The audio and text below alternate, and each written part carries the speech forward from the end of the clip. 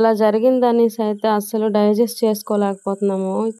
Morning పాలు కూడా తీసాము. బానే ఇచ్చింది. వెంటనే ఒక్కసారి సడెన్‌గా అరిచింది గట్టిగా. పడిపోయి చనిపోయింది.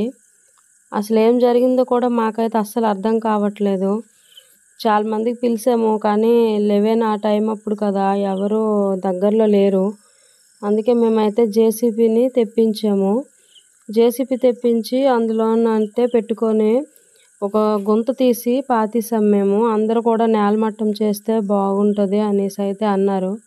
అలాగని చెప్పేసి మేము నేలమట్టం చేసాము. ఇప్పుడు ఈ పెయ్య అరుస్తుంటే అయితే అదే గుర్తొస్తుంది మాకు. చాలా బాధనిపిస్తుంది. ఈ పెయ్యకి పాలు పేకుతోని పెడుతున్నాము.